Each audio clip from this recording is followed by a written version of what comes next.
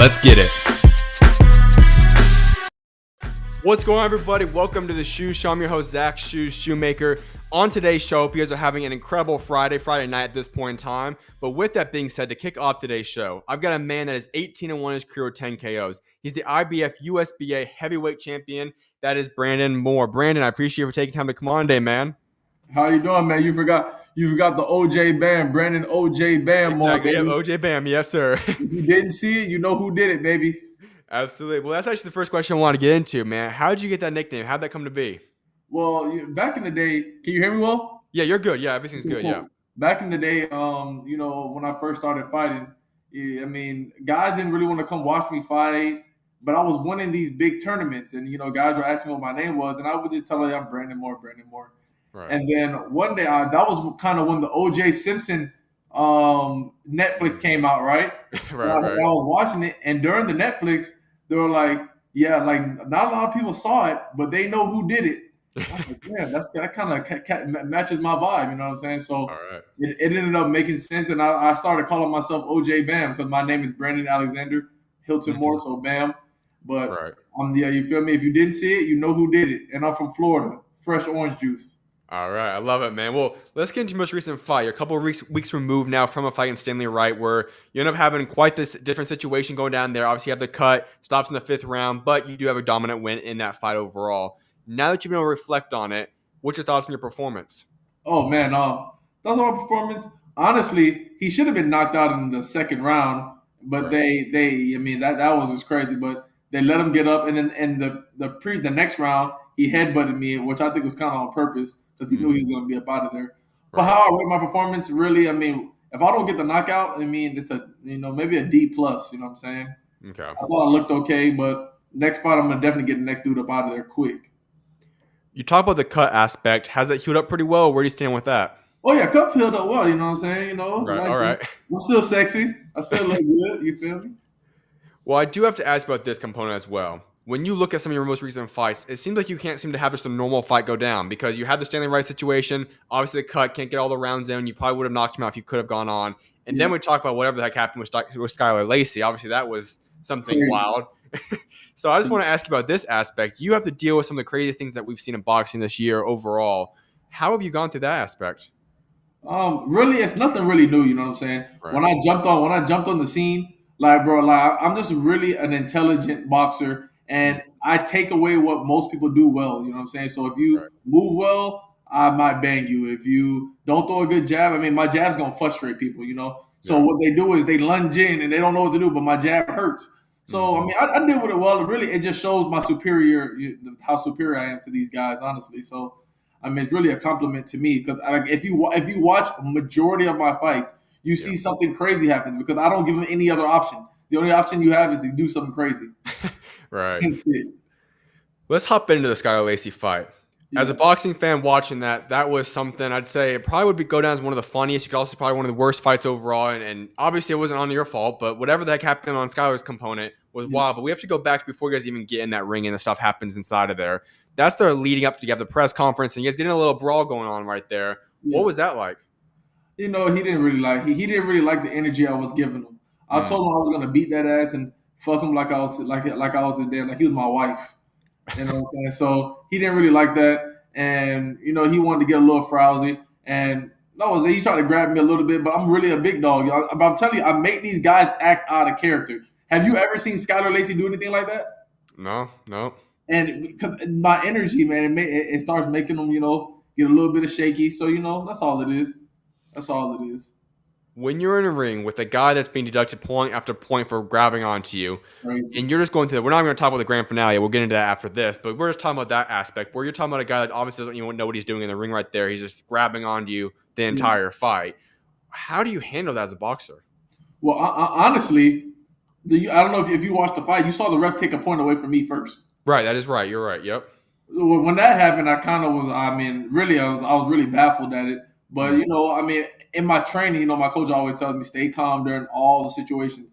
So after that, I knew he had to grab again. I knew it was coming again. So all I tried to do was when he tried to grab, I just tried to lift my hands up and show that I wasn't grabbing because that was pretty much all I could do. And they tell you not to even do that type of stuff. They say protect yourself at all times. I'm Yeah. literally just sitting there trying to show that I'm not the one holding. But Mm. I mean, bro, like I said before, I mean, I expect this stuff from these guys. You know what I'm saying? Like I mean, it's easy work. This isn't the first time; won't be the last time. In that fight, you talk about it like but from the fan perspective, obviously it was a little bit funny watching stuff happening in that ring just because of what he was doing. But Sorry, you're breaking up a little bit. Can't hear you. can you hear me now? Am I good? Yeah, now I can hear you. All right, perfect. As a fan, when we watched that, some of it was just a little bit entertaining to watch because it was funny in a certain sense because we've never really seen something that drastic in that way. Yeah. But for you, I have to imagine being the fighter's shoes. You just went through an entire training camp. You want to go out there and fight. You want to make a statement, and you have this guy that doesn't want to get off. You just keep grabbing you. Was that frustrating to you at all? Oh yeah, it was frustrating, bro. I mean, definitely, but like in my young boxing career, I've been doing it for 7 years. You know what I'm saying? Right. Like I take all of these, like bro. I don't know if you saw the Curtis Harper fight when I got cut, my eye Yeah. was bloody everywhere. Probably that Mhm. was probably one of the best fights you ever seen. You know what I'm saying? That was crazy. Yep. So I mean, it was frustrating, but bro, I mean, these guys like at the end of the day, right? Like I tell people all the time, if people get frustrated, people get mad, just get in the ring and fight me. Like we're in the ring fighting. You know what I'm saying? Mhm. It definitely like both of those fights, my fight versus Skylar Lacey and Stanley Wright, should have both been stopped. Like due to the skill that I have, you know what I'm saying? So Mhm. that's my take on it. All right, so we're hopping into the final portion of that fight. You guys both go over the ropes. Obviously, you guys crashed into everything. I mean, we've seen, obviously, you have the Ben Whitaker, Liam Cameron situation. This one was different because I felt like that was just bound to happen because it just kept happening over and over again. But what was that entire situation going over the ring, getting back in the ring? He's disqualified. What was going through your mind at that point in time? Man, I've been waiting for you to ask me that question. Skylar is a fucking bitch. And that's what I'm trying to tell you, man. Like he knew that asshole was coming, and he dove into me. Mhm. Now when it was happening, I don't know if you saw that part when the cameraman flew off the top rope Yep. too. Yep. Yeah, he Yeah, did. that's Yep. crazy. That happened as well. But when I got out the ring, like when I went through the ropes, like bro, it was really a surreal moment. I'm laying down on my back, I'm looking up in the sky. I'm like, damn. I'm like, bro, there's thousands of people in the arena. I'm kind of like, I didn't know what happened. But here's something that I learned. Always go to the rules meeting. I didn't go to the rules meeting, and Skylar did, right? Hmm. So I'm laying there looking up at him. He's looking at me, and like I was like, it was some like horrific romantic movie type shit. And he like so all of a sudden I'm looking at him, and he's like, he can't move, and I'm like, what are you talking about? You're on top of me. But I didn't know the rules. I didn't know what to do. All of a sudden I hear my coach yelling, Brandon, get your ass up. It's a 15 seconds though. They're gonna disqualify you. So when I heard that, I immediately like pushed them off of me because I didn't know. If I had went to the rules meeting, I would have known that. Always go to the rules meeting. Um, but did that, but I was able to get out because I knew he was buying time. Once I heard that, I knew he was buying time. He knew he was going to get beat, so Hmm. I was able to get that win. Secure the bag. Hopefully that nothing even anywhere near that ever happens again. But as you said, when you did just sit down, you're laying down, I should say, and you're just looking up at the sky at that point in time. When you realize that, looking back at that, like what was going through your mind at that original moment? Like, when you're sitting there laying your back, I'm sure that never was in your plans whatsoever. What's the Yeah, first thing that went through your mind? bro. Like honestly, everything was blacked out. I guess so. I was looking at him like, man. I said I was gonna fuck him, but he's on top right now. Like I mean, that's what I was like, damn. But really, I was just in amazement, bro. Like you think about it more after the fight. So, but after the fight, after it had happened, and I see myself on ESPN and everybody talking, like, God, Lee. I mean, it was a really a crazy experience. You know what I'm saying? Like I always refer my like boxing experiences to like where I grew up and how I grew up. And Okay. one of the things that I always like watched as a kid was because I didn't grow up in the normal boxing family. I kind of Right. picked up boxing late. So it was one of those Rocky Apollo Creed vibes, you know what I'm saying? Blood everywhere. Rocky telling him to come hit me. I was Mhm. kind of like, damn, I'm like I'm really in a like movie right now. The motherfucker just Mhm. jumped on me and threw me out the ring. So you kind of hinted a little bit at what I was going to ask you next, but that is after things settle down, you obviously get the victory. He's disqualified. The whole thing happens. You're back in your locker room. You're chilling. Maybe it takes until later that night. You're at the hotel or whatever. Yeah. When you start to reflect on that, you start seeing on ESPN, you start seeing all the clips pop up everywhere, and you can reflect on the fight. Then what was your thoughts? Hey, all publicity is good publicity, baby. Right, right. That's really what That's really what I was thinking. Now, on my boxing aspect of it, I was pissed it ended like that because I really wanted to give him a crazy knock. I wanted to knock him out crazy. Hmm. That was the plan. But when I watched it, like, and I saw the real, I was like, when I watched the replay, it looked like I flew out the ring crazy. Like, it looked like I fell pretty bad. You know what I'm saying? Yeah. So, I mean, watching it, I mean, it definitely, you know, I was like, damn, that's crazy. But, you know, like, bro, I'm trying to tell you, like, even my next fight, I don't know what's going to happen, but it's going to be probably some, either I'm going to get a highlight reel knockout, or the dude's going to do something crazy because he's losing and try to, you know, and then he's going to get knocked out. It's going to be one Right. of the two. Now, I feel like if you guys were to somehow continue that fight, just because the way he was fighting you, grabbing on you, I don't know if a knockout could have happened, but what do you think would have happened? Like, what would have possibly happened if you guys still had to finish out that fight? Bro, highlight reel knockout with the left hook. I'm All right. telling you, I had told my coach the round that he pushed me at the round. I said, bro, I'm gonna come knock him out this round. And I had a minute left, and the left uppercut was right there. The lead left uppercut, right hand behind it, left hook was Right. right there. So that was really like that was what he had open. But you know how it goes, man. Like these guys, I'm telling you, like you see how that dude looks. Like you knew it was gonna be something crazy when you see how he looked. I was like, God, his breath was kind of funky, man. You know what I'm saying? I mean, wild memory to have. Wild memory to have.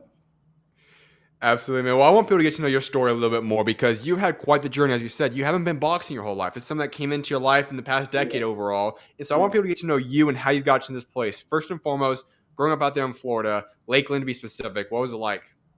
Man, competition every day. Right. Competition every day. Like I mean, like I told you, like I've been killing this boxing since I started. I won my first fight, won a belt in my first tournament, and I've been killing it. But Lakeland's a place that you got to prove yourself every single day. It's not one of those places that just because you say you box, they're gonna back you. You know what I'm saying? Right. So being in Lakeland, I mean, it's tough, especially as an athlete. Like you got to prove yourself every day. Like even the guy that's not as good, you got to prove to him every day. You got to show me every single day that you're the best or that you are who you say you are. So, I played basketball and at a high level as well. I played, high school, college, played the Final Four. Did my thing like that. But I mean, I grew up from a big soccer background. My dad played for his national team. My brother plays for the U.S. national team. Right. Another brother that plays in Spain. So, I mean, I come from, just the bloodline. That's what it is. That's exactly what I want to talk to you about next is your family. 6 of you brothers all went on to play collegiately or in the pros. That's something that we don't see a lot of. You're talking about having that high success rate. That's incredible to look back at it. Yeah. What was it like waking up every single day with fellow siblings that were striving to be great at maybe different sports, whatever it was, but still striving to be great at a sport? Bro, we were unreal. Like in my house right now, man, if I look to the right, there's a ping pong table up right now because we would have been professional athletes at whatever sport we just decided to do. Because I'm an Olympic level ping pong player. I mean, I played volleyball a little bit. I played basketball. I played soccer. You know what I'm saying? So growing up with like continuous competition all the time, like none of my brothers, like if I ask them right now, could you beat me in boxing? They'd be like, I'll beat your ass type shit. So, you know what I'm saying? Like we've always been competitive, always been that type of family. But all in love too, though, and a lot of shit talking. But when it's 6 dudes in the house and you betting your meal, like I bet your plate that I'll beat you on 1-on-1. Damn, like you feel me? That's a crazy life. When you look back at that, how much did that kind of the overall competitive nature? How much did that help shape and make you into the man that you are today? That everybody that steps in front of me, I'm trying to beat that ass. Like losing isn't even an option, like really. Like I know I've had some hiccups in my career or whatnot, but like we take it serious. Like from my diet, from just everything is taken serious. Like growing up like that, like all my brothers are professional athletes, not by luck. Like they all do the things that it takes to be a professional. You know what I'm saying? Like being a professional athlete is honestly a skill. Like the professional part, learning how to speak, how to do things, how to what I'm saying? How to, articulate yourself. So, yeah. When you talk about that aspect, you have to look back at your parents. Obviously, that's been a huge component because that's a massive success rate. And a lot of parents would love to have one child become successful and play D1 or collegially or whatever it is. All 6 of you guys do it. What was the impact and how much of a role did they have in shaping you and the family as a whole? Oh, extremely, man, extremely. They are extreme competitors themselves. You know what I'm saying? Okay. My dad, played for his national team, so he was already a professional. He was one of the first players from Trinidad and Tobago to make it out of the country and play at a high level in the United States and in England. And then my mom, you know what I'm saying? She's just a go-getter, hustler from the beginning of time. Like, she raised us and I mean, she did a good job. I mean, we living good. So, Right. like, I mean, my parents are humongous impact in my life. Honestly, man, my mom's a dog. My dad's a dog. My mom's more of a dog than my dad. Honestly, All right. so it's really like, I mean, it's really like from all ends. You don't turn pro until you're 23 years old. But when you were doing basketball and all those different things through college, but did boxing ever cross your mind? Like, if I would have told you you're going to become a pro boxer back when you were, 17, 18, 19 years old, was that ever, would that have been shocking to you, I guess I should say? Yeah, it would have been shocking to me for sure. Okay. Like I knew. Like my thing was like I always knew that it was cool to do, but and now that I'm like an actual professional boxer and I Yeah. know what I'm doing, like the shit is honestly crazy that I do this shit, honestly. Right. But if you had asked me back then, yeah, I would be surprised. But when I was trying to find it, it was really, I was really just, trying to lose weight. I was 320 pounds, I think, at the time. Mm-hmm. And I was just trying to lose some weight. But as a competitor growing up in my household, once you find a coach that really wants to coach you, like it's really, now you figured it out. That's all you really needed. You know what I'm saying? Like as long as I keep showing up every day, it's going to be easy work. And that's kind of what happened. My coach told me if I show up on Tuesday and Friday morning for morning workouts, my gym membership will be free. And that's how it started. I got in really good shape. I lost 100 pounds, got to 200, fought in the Olympic qualifiers at 200, beat a lot of top guys. All So, right. yeah. When you started playing basketball, obviously you did that for 4 years. I have to ask you about that component. What was your career like? What was it like playing basketball at a high level? Oh, man. So, played basketball. My first 2 years played at Southeastern University. Right. Those years were the years that made me. And I mean, I was freshman of the year, my freshman year. I learned from one of my like one of the greatest leaders I've ever been in front of, Dwayne T.O. Johnson.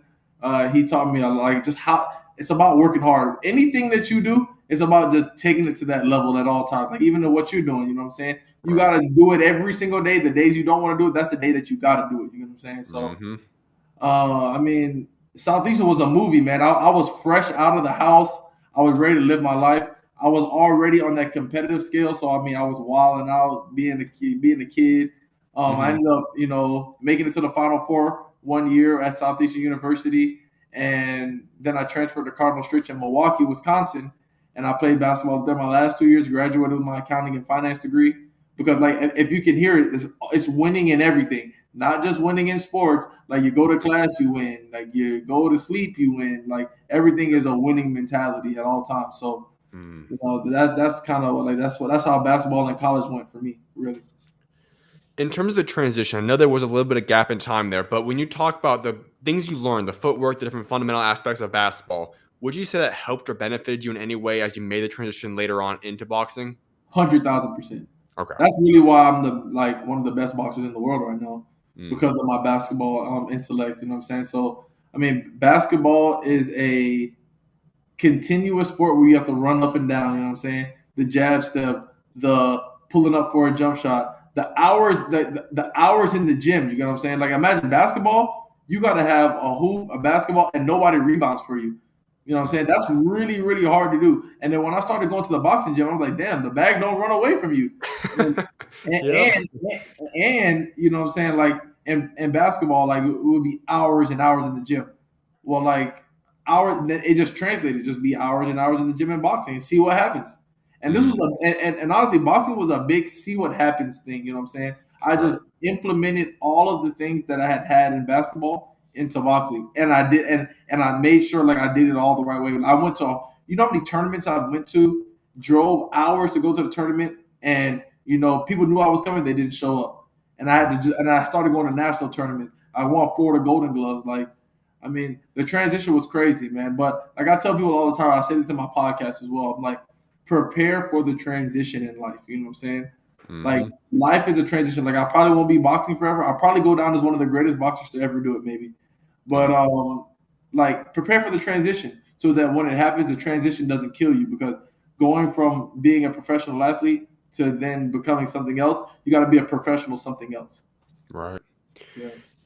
Another aspect I want to get into about with you is that obviously as you then make a transition into accounting at that point in time, also flight attendant for a little bit. When you talk about that aspect, what led you to that decision? Why did you decide to go pursue those two outlets?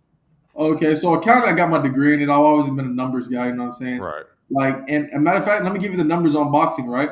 This is Hmm. why I chose boxing to go into as a professional sport.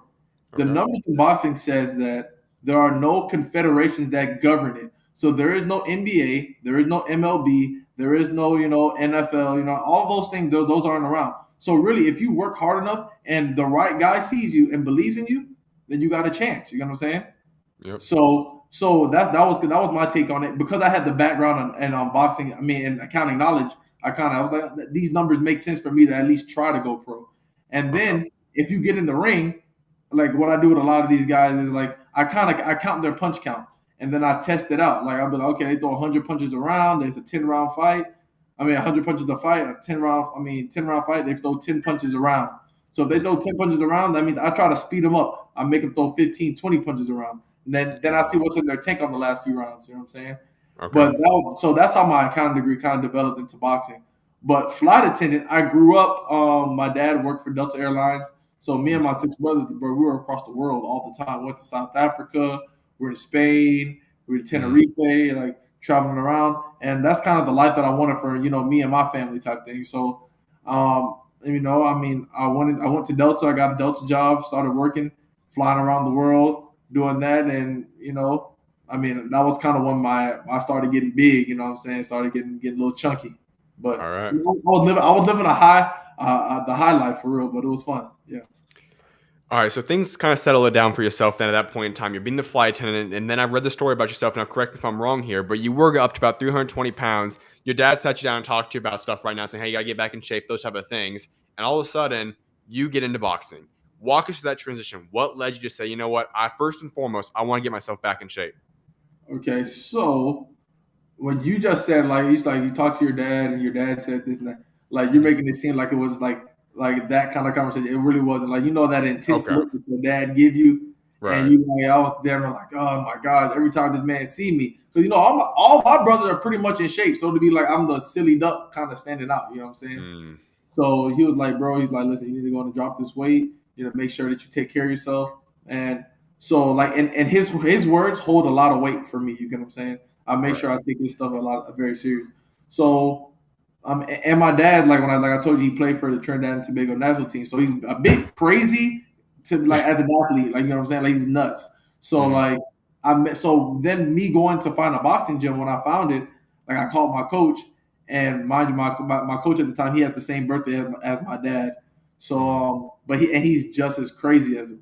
Doesn't care about nothing, and all he cares about is winning. And that's the only people. That's the only people I like to be around. If you're not trying to win, that's all I'm done. Then really, we can't be friends if you're not trying to win in whatever it is that you're doing.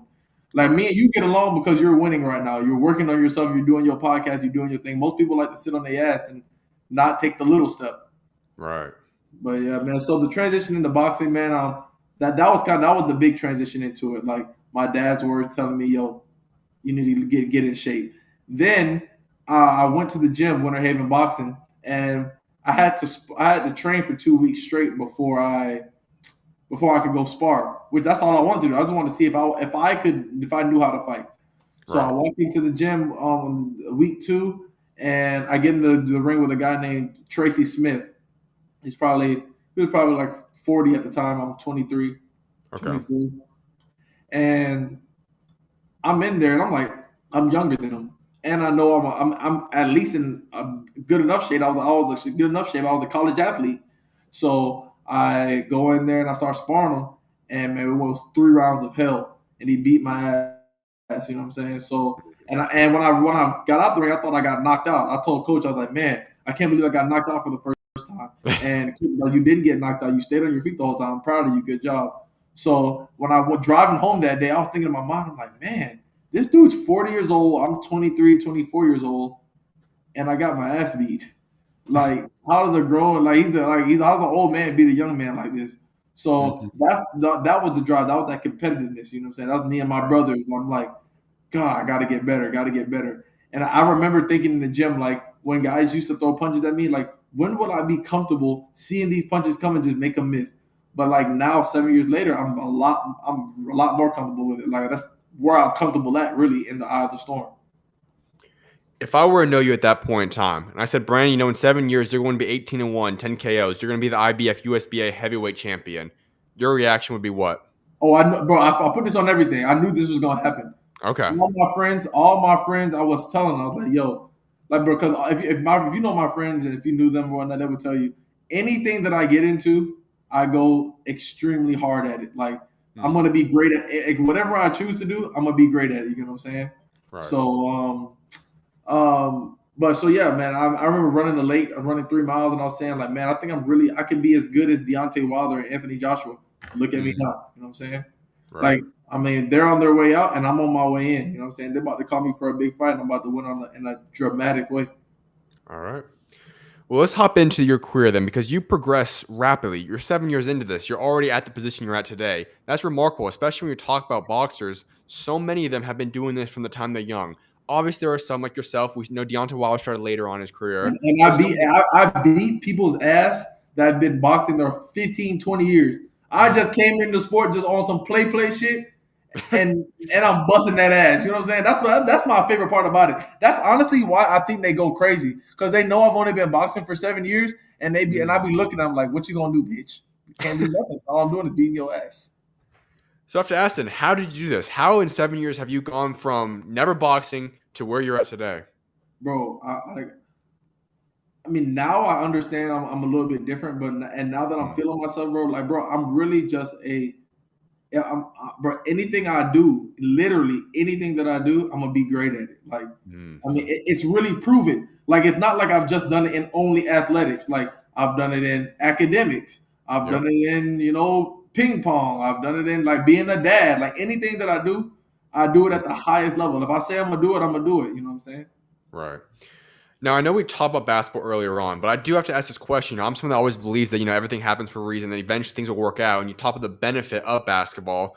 But let's say, had you been a part of boxing all the way back in your high school days, and you've been doing this whole time, would you be in a better position now, or do you feel like everything that's happened for a reason to get you where you're at? Honestly, I don't think. I think that I wouldn't still be boxing. You know what I'm saying? Okay. Because at a certain point, right, even with basketball, right, it was like I was just good. I knew I was good. I knew what I could do, and it got boring. You know what I'm saying? Okay. So now, like, coming into a new sport, bro, this shit is amazing every day. Like, imagine every single day is something new. It's not something that I had already been through years before. It's like, damn, okay, I got to make sure I have to use the basketball knowledge that I have to get through these problems of today. You know what I'm saying? Right. And I love it though, man, because I'm able to use my critical thinking skills at all times. Like, being able to transition into another sport and use those battles from another sport to be able to guide your path. That's really how I did it, bro. Like, I played basketball at a high level, and I just took those same principles and applied them to boxing, and it worked. You've done both at a high level. If you could pick the hardest one between the two sports, which one is it? Well, boxing's the hardest sport alive. Okay. Agreed. Alive. Like, that's another thing, right? I chose the hardest thing to do, knowing that it was the hardest thing to do, and knowing that the people that do it are freaking crazy. Like, you feel me? I used to be like a super normal person, but now I'm an animal. You know what I'm saying? And then you talk about how am I able to do it? It's an intellectual thing. It's being able, like, to switch it on, switch it off. That's something of intellect. You can't always have it on. You can't always have it off. You got to be able to play your role at all times. All right, so this is not necessarily about your career, but when we look at boxing as a whole, and I want to specifically zone in on the heavyweight division, there has been a lot of a bigger drought, I should say, in terms of American heavyweights. Obviously, other countries still have their guys. Right now, I feel like we are seeing a large shift in the amount of up-and-coming young prospects in boxing at the heavyweight division. Obviously, I do attribute a lot to that to basketball and the NFL, obviously NBA and NFL and football, basketball and NBA. Yeah. Do you feel like there is a drought? Is there a problem right now with the heavyweight division from an American standpoint? Yes, because the support really isn't there. Yeah. Like, guys really want to box, but, like, real life is real. You know what I'm saying? Like, if we have to support like the NBA had, the NFL had, like, and I can give you in tiers, right? So in the NFL, right? The NFL, they give you everything, but in college they also help you. In high school, they also help you. They also help you in middle school. They help you get to the next level. You get what I'm saying? Yep. And boxing is really all on you. And then at 18, you go pro. Like, who's helping you? Like, what if you don't have access to a good coach? What if you don't have access to these different type of things? Because the only thing that allowed me really to get this far as well is because, like, I know how life works. Like, you got to be able to have side hustles. I used to cut grass and box at the same time. I have a whole landscaping company in the hot sun of Florida, and then at this and go to the gym later on that night. And Mhm. you know, some people have that will, some people don't have that will. But you know what I'm Right. saying? But if guys were able to be helped to be able to be boxers in the United States, they would. Because if you look at Lomachenko, Usyk, Anthony Joshua, these guys are being backed by their entire country.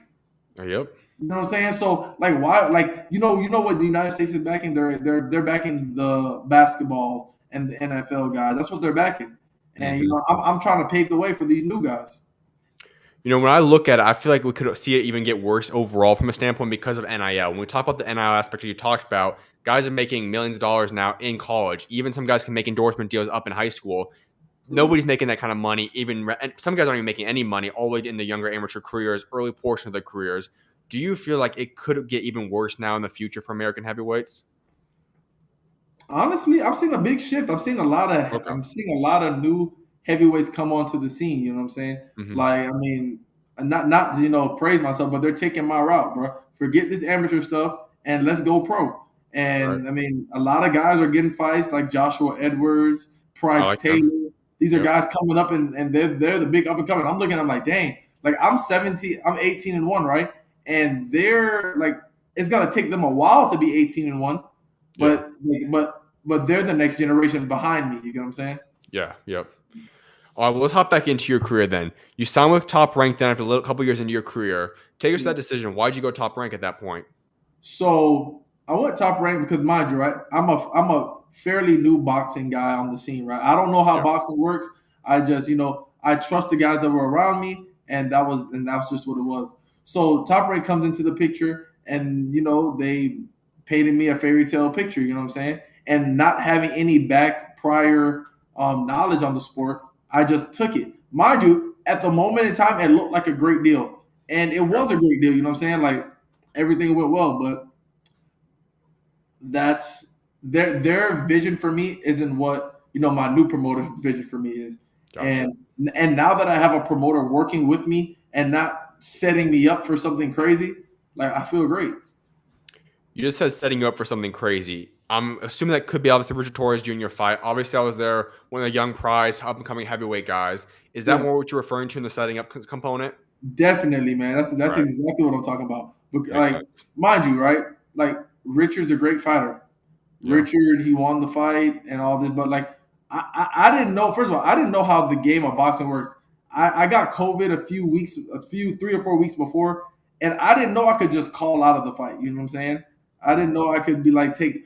And I'm a man anyway. I don't even know if I would have called out of the fight. I probably would have still wanted to fight him because I had they had me signed to fight in Miami in my home state. You know what I'm saying, Okay. to fight there, and they offered me to fight with Richard Torres. And like on the first ask, like I didn't even negotiate the price. I said, yeah, because I really thought I could beat him. You know what Right. I'm saying? And I know and the crazy part is I know I can beat him, and I'm gonna get that rematch back. As long as I keep winning, he's gonna want my neck. And he can't get Mhm. this because I got it. You know what I'm saying? So I mean, that was yeah. All right, so I have to ask you that. Was one of my other questions I wanted to ask you. Rich Torres Jr. obviously has continued to work his way up. Had good performance a couple of months ago now. Is that the rematch that you want to make up and redeem your one loss in your career? Definitely is the rematch I want to make. But listen to me, Okay. like listen when I say this. I think Richard Torres is a great fighter and really a great person, bro, right? Yeah. And I think that he has a little bit more experience than me. I think that, Okay. but when he fought me, I think he had a little bit more experience than me. Okay. But Yeah. now that I've had these progression of fights, I feel like I've gotten a lot more. Like I've gotten a lot more technical with my boxing. I've been training a little bit different. He taught me a lot about the game. I learned from him. You know what I'm saying? And Mhm. now, you know, I'm just waiting my time. I'm waiting my time for that opportunity to come about, and I'm going to see where I'm at. I might not give him the fight.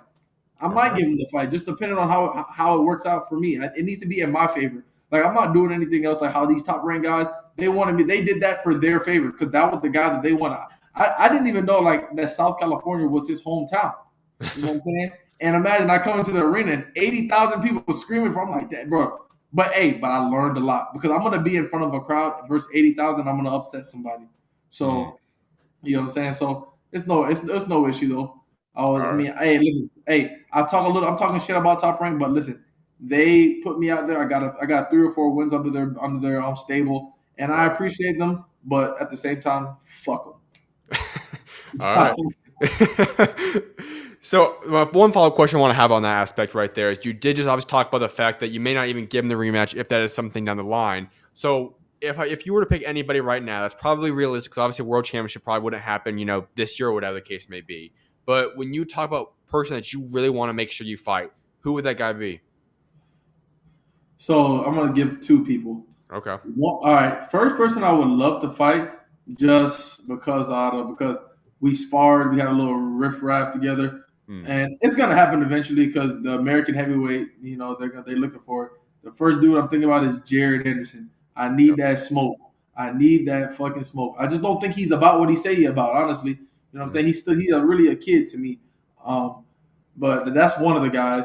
The next guy that I would love to get in that ring with one day, it's gonna sound crazy, but Bacoli, man, I really think I can knock Bacoli ass out, man. Like I told my promoter that the first day I met him, I was like, Bacoli, Atuama, Moses Atuama as well. He's a young guy, but look, Moses is really good though. Yeah. Moses is really good. So I mean, I won't take him lightly, but for sure wins Bacoli and for sure win Jared Anderson. Easy work. All right. Throwing another name out there, he's a guy that's also currently ranked in I believe it's IBF for one of them right now, number 15. That's Dante Pettigrew. Is that a guy that would be on your radar? Dante Pettigrew. I don't know who that is. Can I look him up? Can I see? Yeah, that's cool. Yeah. How you spell his name? It's Dontae. I think he just goes by Tay though, Tae, and then Pettigrew, Pettigrew. I believe he's ranked now. Let me pull it up to make sure I got the right body real quick. Yes. How you spell his name again? Deontae. Pettigrew. And he's actually number 11 and it's the WBA. Okay. Deonta. Correct. Yep. Tae, right? Correct. Yep. And then Pettigrew. Yeah. Pettigrew. Yeah, it's not popping up on Instagram. He doesn't have an Instagram. His Instagram's May or something. It's May or something. I thought you were just talking about looking his box rec up. Okay, I'm gonna look him up right now. I'm gonna look him up on Boxer. Let's see what he Sounds good. Yeah, I think it's like May or Tay or so. Yeah, it's May or Tay is his IG. Pettigrew boxing. Let's see.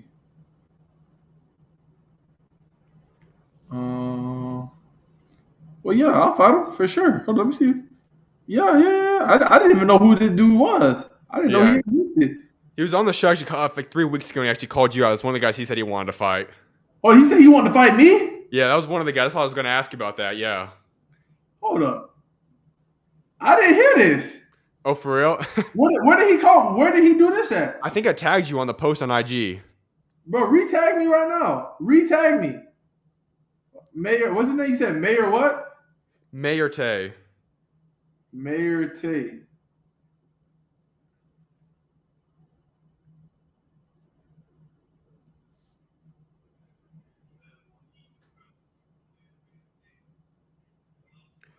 I think I know who this dude is. I know of him, I think. Okay. I think I know of him. Oh, yeah, I think I know of him. And he Yeah, called me out. He called me out? Yeah, I believe so. Let me pull up the exact quote real quick. I have it on I guess I didn't post it on IG. I put it on my Twitter, though. I know that. Bro, ain't no way in hell he said that. Who is this guy? I hope is he gonna watch this? I'm not sure if he's gonna watch or not. Yeah, I'm Man, not tag positive. his ass all up and through. I better tell him I'll beat his ass. For real. I'm so mad I'm just finding out right now. I don't even know who this dude is. Yeah, he said you're one of the guys he has on his hit list that he wants to fight. Nigga, he want to get paid. That's what he want to do. He want to get paid. He can't get paid fighting no. Yeah, his exact list. He said in the near future he wants Cassius Chanley, Brandon Moore, Rich Torres Jr., and then in the future as well, Michael Hunter, David Adelaide, Philip Hergovich, and Joe Joyce. Yeah, man, you know what's crazy? Tell him I'll bust his ass. All right. That's exactly what I want. I didn't know that's what he wanted, but I give it to him if you want that. All right. Yeah, I was gonna say 'cause that one does make sense because you obviously have this. I mean, there's only a limited amount of guys in your ranking right now in the USA. So I was gonna say that's one of the guys that's in there. Right? Like I said, number 11 WBA. So. Oh, he's number 11 WBA. Correct. Yeah, because just pulled up. Yeah, it's on. Yeah, you're number 11 WBA right now. Okay. Yeah, I don't know. I didn't know who he was. Yeah. Yep. Number 11 WBA right now. Yeah, cool beans. Let me see what the rankings look like on here real quick. Oh, he right under me. Okay, he probably just looked on BoxRec and seen that he was under me. Gotcha. But yeah, no issue, bro. I'll bust his ass. If that's what he want, I'll bust his ass. All right. Sounds good. Because like I said, there's only so many guys you really would make sense in the USA domestically. So I mean, that Yeah. was one of the guys I was wondering if you had knew about him before. No, never heard of him. All right. Well, now you do, I guess. Yeah, so I'll look into him, man. Does he have some crazy knockouts? Does he be knocking people out? He has a couple. He just fought. What was it? I want to say it was April 20 something. He came on right after that, right after he had his fight, and it was a pretty good one there. He's got a kind of similar story in terms of starting a little bit later in boxing too, as well. He's just pretty much similar to you in that sense. He used to be a bodyguard, a security guy for the first little bit, and then he switched over to boxing. I think he was 24 years old actually. He's been doing it since 2019, so he has almost the same storyline almost. He been on your show. Yeah, he's been on. That's where he did it before. Yeah. Oh damn, yeah, hell yeah. Let him know. Matter of fact, message his ass right now. I know you got his number. Text him. Be like, Brandon said he want that fucking smoke. I'll let him know for sure. I got you. Let me see. No, text him right now. Yeah, text him right now. Tell him to pop up on the live right now. All right, let me see what he's doing. He usually has something. He works some kind of club at night right now, so I'm not sure he's gonna be able to do it at night. We had to do it earlier when we did it. That's what He does some kind of thing he owns or runs or something. I don't know exactly what it was, but we had to do the show a little bit earlier because of that. Oh man, man. I don't think this dude has a chance. I'm looking at his physique alone. All right. Let me pull up real quick. Yeah, message his ass. I like that. Message his ass.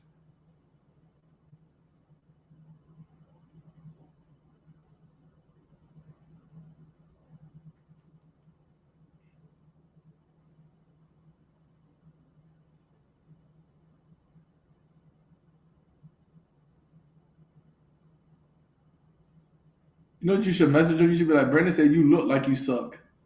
I already sent the first text. Let me see. I'll see what he gets back. If he gets back, I'll let you know. Nah, I feel you. You know, it's all fun and games, but we fighting, so it's personal. For sure. So yeah, I guess that could possibly be a final line in the future then.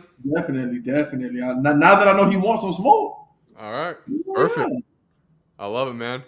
Well, let's get back into your story a little bit before. If he gets back to you, I'll let you know then. But let's hop back into this portion. So as we talked about, you have the Rich Torres Jr. fight. That happens. You end up moving on then, and you end up going underneath your current promotion group with Salida. So I want to ask you about that. How did that come to be? Man, so Salida saw me fight Curtis Harper. Okay. And, because of my, I had other people speaking for me that, and there was a deal that came across the table from him years before that I didn't know about. And, after, changing management and taking a little bit more control of my career, I was able to, read these contracts and see the deals on the table, and I was able to say yay or nay. So I had a few deals on the table, and I went to talking to Salida, and he was like, he just kept it real with me. Like he called me, and he was like, hey Brandon, I think you're a good talent. I think you still need a little bit of work, but I'm willing to help you if you're willing to help yourself. And that's really all I'm looking for. I'm looking for somebody that just believes in me. I know that he believes in me, and he treats me like he believes in me. So that makes it easy for me to go hard every single day. Like, this is what I do 24 hours a day. I box. That's all I do. I don't do nothing else. All right. I love it, man. Well, let's hop into your future again. Now we just talked about some guys you'd want to fight. But in terms of your goals, we look at the next, all right, we're midway through now 2025. If we were to say 1 year, year and a half, that'd put us right about heading to 2027. What do you want to accomplish? What do you want to get done? Where do you see yourself at that point in time? So to end off this year, I'm going to probably take another fight. I don't know what caliber of fight it'll be, but I'm going to take another fight. I'm going to look good in it. This is how the timeline I'm hoping. Okay. It's going to be a great fight. Then I'll have a pretty good step up fight, and maybe next year sometime. Mm-hmm. And then that next fight, I'll be fighting a big dog. I could be in there with a Zhang. I could be in there with a David Adelaide. I could be in there with a Joe Joyce. I could be like a top name, but like a B grade type fighter. You know what I'm saying? Makes sense. Yes. So like someone just rise to the top 10 or something then? Correct. Okay. And then then a world title shot, and I'll be the world title. I'll win the belt. That's what it is going to be. All right, I like that game plan, man. Well, I got a couple questions before I let you go. One of which is that we are just about almost a little bit under an hour now from Deontay Wilder returning back to the ring and fighting. You know boxing, you know the Yeah. heavyweight division. How do you see the fight Yeah. going down? Knockout. Right. Knockout. I've been in the ring with Deontay, and he never hit me flush, but he hit me with his forearm. And the power is real. You know what I'm saying? He Mm. can thump. So if that dude, is it a 10 round, 12 round fight? It's 10. It's not going to go 10, but it's 10 Yeah, rounds. Yeah. exactly. That's what I'm saying. Probably like in the 6th round, he's gonna probably get lit up. Yeah. Deontay looks like he's in great shape. He's an elite He fighter. You know what I'm does. saying? Yeah. Yeah. So I think it's gonna be. And I also think that Deontay is going through that learning process as well. Like some of the fights he may not have lost in the amateurs, he's probably taking those losses now, but he's learning. And I think this is gonna be the fight for him to come back. He might want to. You know what's crazy? He might fight this guy, and I might fight a guy, and then me and him might end up fighting. Right. Could be. Yeah. Well, yeah, but I think he's gonna knock the dude out crazy. You talk about the one aspect. I'll say this. News just came out officially last night or early morning, I guess, of yesterday that he is firing Malik Scott. Obviously, part of ways now, I should say, is the way they worded it as. So they have a new trainer now. His mental state looks a lot better, as well as his physique looks great too. And I know I don't want to go out there and say, beating up on the guy who's going to fight today, and Tyler Herndon. It's not like he's officially back kind of situation. But do you feel like there's any chance that he does return to any form of what a world title contender challenger would be like? I definitely do, bro, because Okay. like I'm not trying to like sun Deontay or anything, but I see a lot of Deontay. I see a lot of myself and a lot of him and me. You know what I mean? I see a lot of me and him type thing. Okay. And like the fact that he won, like bro, he took a loss to Fury 2 or 3 times. I think 3 times, maybe twice. Then he took that loss to Zhang, like and like that hurts your mental sometimes. Yeah. And I think that this is going to be him getting his mojo back. And once you get that mojo back, and look, you back. You know what I'm saying? All those losses don't mean shit. You know what I'm saying? And all it takes is for you to get that shot, to get in the ring with the right person, and for you to knock him out. And he got the knockout. It's just shown. So Yep. I think he has the opportunity to really do it, man. Like I remember sparring him when he was in that prime, and it was an energy coming off of him. And I think that he's gonna come back to that for sure. I'm a Deontay fan. Okay, I like that, man. Well, I do have news. He just got back to me on the text. Deontay Pettigrew. Let me Yeah, see what what he he says said. real quick. I'm pulling up real quick. He said, "Nice. Tell him to have his people set it up." That's all you got to say. That's what he said right now. Yeah, I didn't see the second part. He said, "Can I already sent my original text and all that, just saying he wants it Yeah. on." Let me see. Want me to see if I can get him on real quick? Say it again. Do you want me to see if I can get him on real quick? Oh yeah, let's see what he say. Yeah.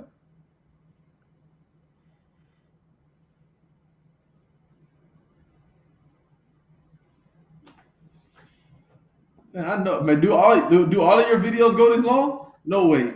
Not always before. It's usually about 30 minutes. So, I like that. I'm entertaining. I like that. yeah, for sure.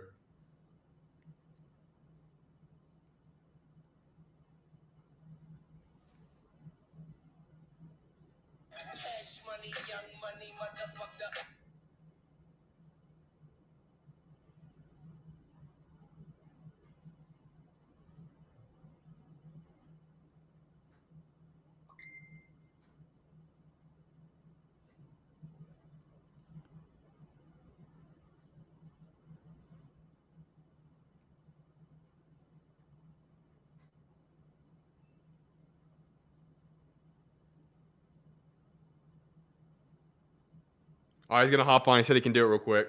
Yeah, tell him to hop on real quick.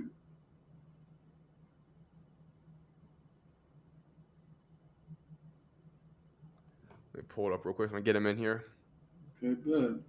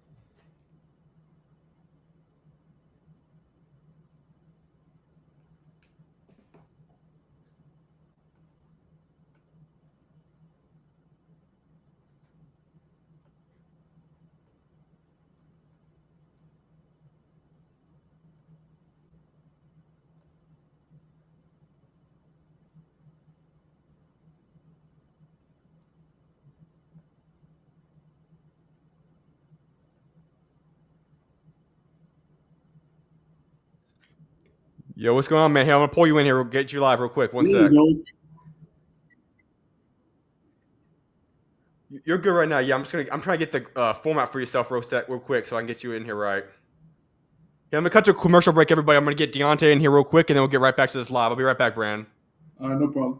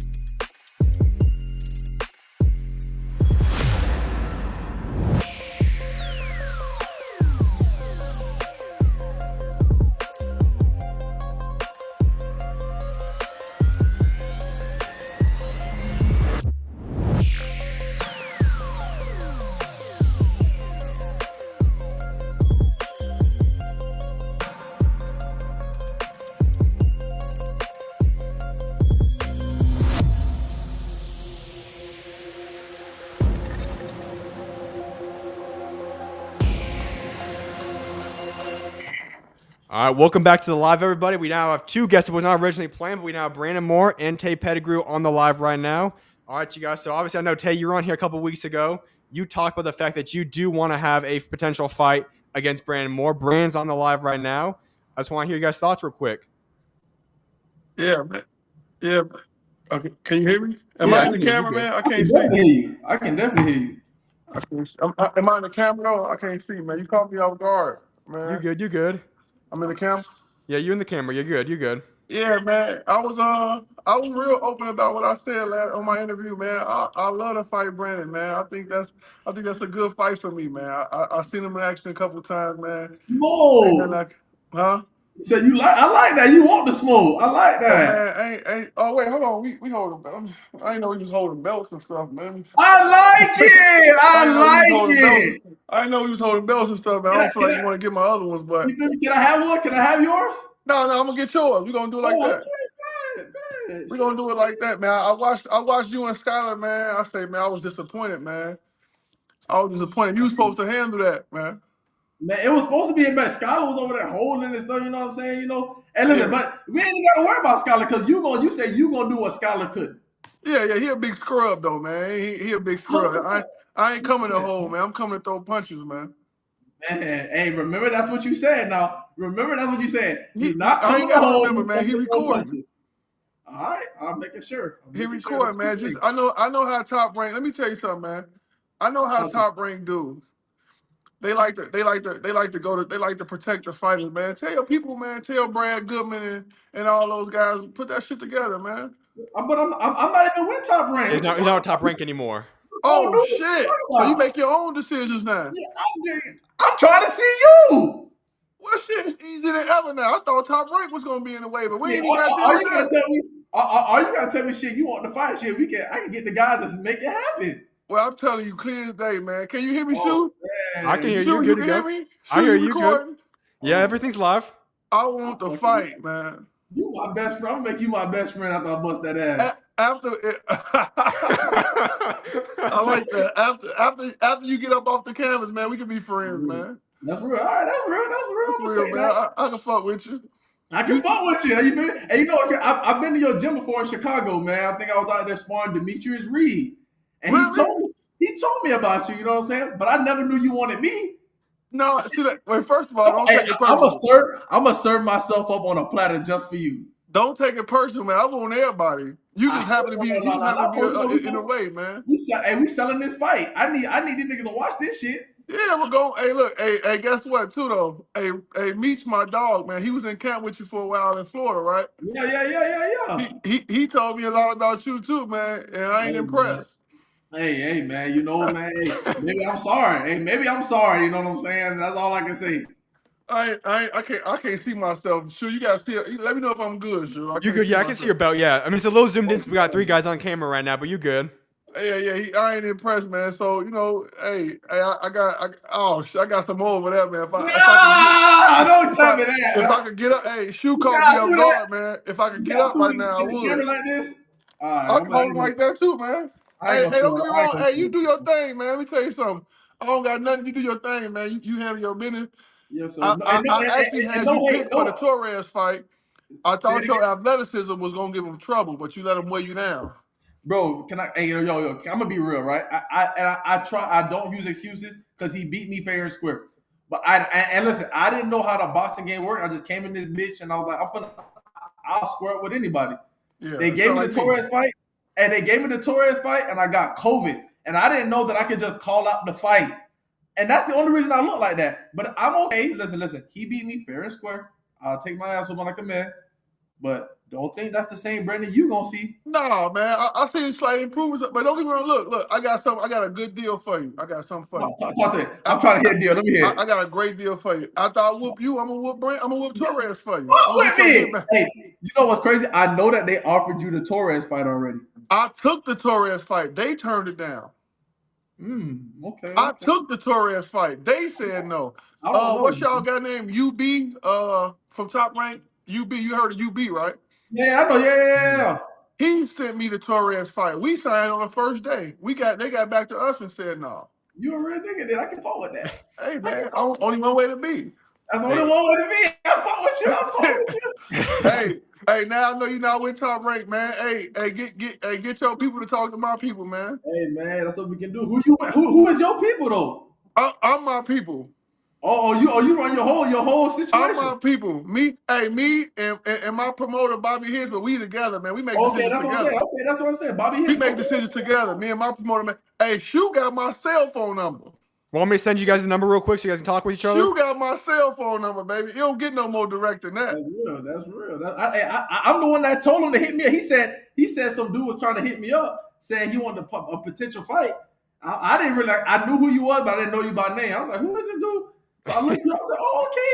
I didn't know you want to smoke. I ain't see no comments. I ain't gonna Twitter. I ain't gonna social media troll. Huh?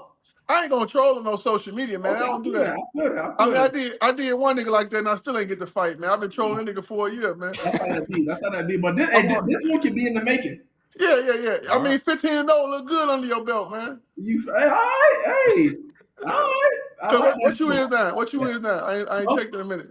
How much I weigh? No, I said what your record is now. I ain't checked in a minute. 18-1. 18-1. I'm like, that's gonna look good under my belt. It's gonna look good under your shit, right? I know, right? 18-2 gonna feel. 18-2 don't sound too bad though either, man. I love his confidence. Just remember what you said though, man. You said no holding, just punches. No. I don't even do no holding, man. Watch some film, man. I'm too slick in the pocket to be holding, man. Okay. I'm James Tony in the pocket. James Tony in the pocket. Yeah, man. I'm him. Damn, all right. That's that big clumsy motherfucker falling out the ring and shit, man. Let me see, man. Cause I mean, I see your I kind of looked at your resume a little bit. You know what I'm saying? It's something decent. It's all right. Okay, I just want to see, like, if you really fought some people that was gonna fight you back, because these dudes be getting scared. We 6'6", we big. I had to happen. Early on, that happened. This might be the first one. This might be the first one that you ever fight where a nigga wasn't scared of you. You might get your ass bust. I don't know, man. I got an Olympian under my belt, Devin Vargas.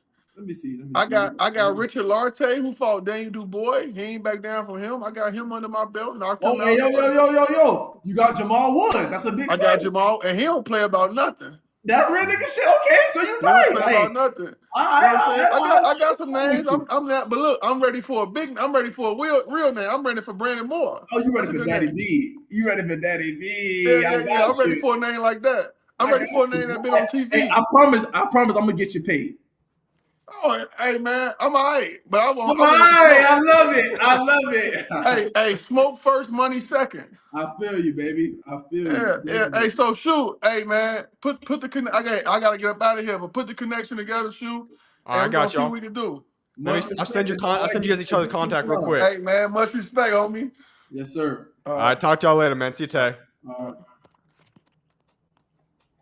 Dang.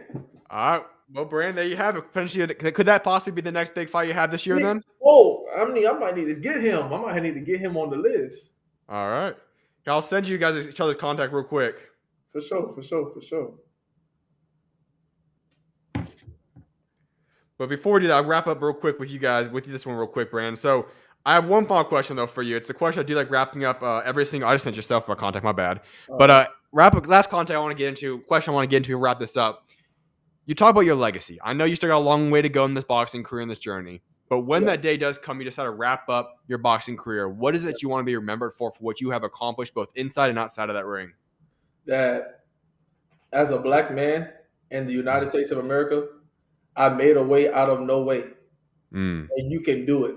Like that, bro, you just can't let these little minuscule obstacles stop you from doing the things that you want to do, bro. Like from the outside world looking in, they wanted me to be, I was an accountant, I was a flight attendant. It seemed like I was living the dream, but I wanted more for myself. And I went out there and I chose the hardest thing to do. And I chose to be the best at it. You know what I'm saying? And that's what I want to be known for. I want to be known for taking the risk and, and backing myself. And like, bro, like nobody backs me. I do this all myself. And that's what I want them to know me about. I want them to know me as a go-getter. I went hard the whole time. I love that. Well, Brandon, I appreciate you taking time to come on in, man. I cannot wait to see what God's got next for you, man. Definitely, bro. Thank you, bro. And it was great being on the show. If you didn't see it, you know who did it, baby.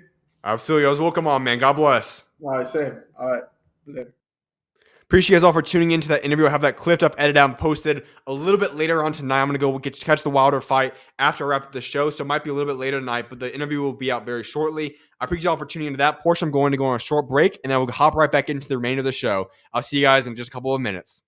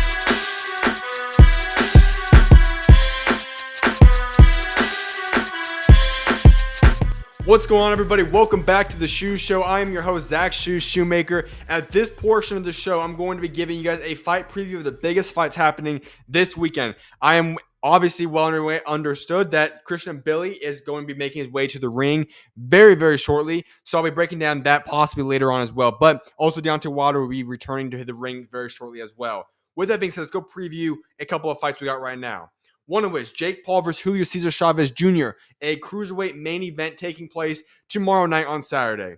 Jake Paul is 11-1 with 7 KOs, fighting Julio Cesar Chavez Jr., 54-6-1, 34 KOs in his career. This is taking place at the Honda Center in Anaheim, California. All right. Jake Paul is one of the biggest names in all boxing, and he's fighting the son of former legend Julio Cesar Chavez. And Julio Cesar Chavez Jr. has also become a world champion in his career as well, so not to throw any shots at him. If I'm going to be honest right now, Julio Cesar Chavez Jr. looked very, very locked in. He looked very good shape. This seems like the most focused we have seen him in quite some time, and it is intriguing. All of that being said, I believe that Jake Paul will go out there and win this fight tomorrow night. Will it be by KO? Will it be by decision? I'm not 100% certain on that. I do feel like it's a good chance that it goes down by decision, but still, Jake Paul, I believe he will come away with the win tomorrow. I think that Julio Cesar Chavez looks good. Jr. looks good, but Jake Paul, albeit he is a very good fighter, I think he's going to go out there and have a good performance, and he should be able to get the win tomorrow against Julio Cesar Chavez Jr. It will be interesting, though, because Jake Paul has a great right hand. He has an improved jab, and he fights well at the mid-range. Chavez Jr. is a very durable, experienced, and good body puncher. This is Jake Paul's... Okay, when I say experienced, you can't really say the most experienced, because obviously it's Mike Tyson, but due to the age, that kind of ripples that part out. This is probably, you could make a debate, one of not the best opponents that Jake Paul's fought, and this is just saying it so loosely because there's not a lot to look at here. But solid opponent for Jake Paul, and if he wins this, the rumor's already out there that he could be ranked by 2 of the commissioning bodies, which would be interesting to see. Co-main event's really where it gets interesting. Gilberto Zurdo Ramirez versus Uniel Dorcorios. WBA and WBO cruiserweight titles are on the line. This is going to be a great fight. Zurdo's 47-1 with 30 KOs. He is defending his belts against Dorcorios, who is 27-2 with 25 KOs in the co-main event. If Zurdo comes out victorious in this fight, and let me just say this right now, Zurdo should come out by a late stoppage. This should be his fight. I believe he is the second best cruiserweight in the world. He is a top 20-25 fighter in the world. He is a great person, a great fighter overall. He should come out and have this win. But there's the biggest thing to look for. Zurdo better come out of this opponent, out of this fight, and call it Jaya Pataya. We need to have Jaya Pataya versus Zurdo formed. That's the fight to make, and I hope that's what we end up seeing coming to fruition.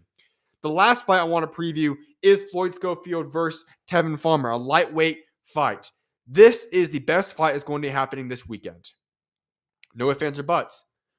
Floyd Schofield Jr. was supposed to go fight Shakur Stevenson for a world championship all the way back in February. That fight ended up falling apart due to the illness and whatnot. But listen, I said from the beginning, that was never a good fight for Floyd to fight. It would have been impressive, a good fight in your resume. It would not have taken any shots at him. It would have given a lot of respect towards him. But in terms of the progression stages of building up yourself and your resume, that was not the fight to make. If you are Floyd Schofield, your fight plan should be to slowly build yourself up. And Tevin Farmer, a former world champion, is exactly how you do that. Here's the breakdown for this fight. Floyd Schofield Jr., 18-0 with 12 KOs, taking on former IBF champion Tevin Farmer, who is 33-8-1 with 8 KOs in a 10-round lightweight bout. Farmer's obviously had his 2 most recent fights were losses to William Zepeda. First one very controversial. Second one, he got hurt in it and obviously had to recover himself in the midst of the fight. Still looked pretty good in that fight, though, still. Schofield Jr. is 22 years old. One of the brightest prospects in American boxing right now. Great speed, power, and he's looking to bounce back from everything that happened earlier in this year. Farmer's obviously riding on a 3-fight losing streak. It'll be interesting to see how he returns, but he's a slick southpaw, known for his defense, good ring IQ. Schofield Jr.'s got a great jab, athletic throws and combinations, while Farmer's a very good defensive fighter, very crafty counterpuncher, and has great footwork. I believe this fight will... This is 50-50, y'all. I'm going to give the edge to Floyd Schofield Jr. But if Floyd is not flawless, or not even flawless, but if he's not darn good tomorrow night, this is going to go opposite way. Tevin Farmer has every reason to go out there and win this fight. He has the tools, he has the experience, he has all the different characteristics. While Floyd is young. He has not been in these situations yet. He has been good, but he's never fought anyone anywhere near the caliber or capabilities of a Tevin Farmer. Therefore, this is a situation where I see Floyd Schofield Jr. coming out victorious. But I'm going to put this in a very 50-50 fight. This will be a chess match tomorrow. And if Floyd Schofield does his job tomorrow night, this will be a situation where I can come back on this show on Monday and talk about the fact that Floyd Schofield Jr., yes, that man is a legitimate solidified top prospect in American boxing. That's the ceiling I see for what Floyd Schofield Jr. could accomplish in this fight tomorrow night. Those are the three big ones. Now, other notable fights happening this weekend, not including fights I already previewed on Friday today. Holly Holm will be making her return to boxing. Avius Griffin versus Julian Rodriguez. Raul Carriel fighting Victor Ezequiel Rodriguez. Gene Pascal versus Michael Sislak. Marcus Brown versus Dorlota. Patrice Volney versus Kalunga. Shaken Pitters versus Bradley Raya for the vacant European light heavyweight title. Shaquille Thompson is going to be fighting an opponent that's not yet been listed at the middleweight division. And then Sean McComb making his return against Alexis Torres, super lightweight.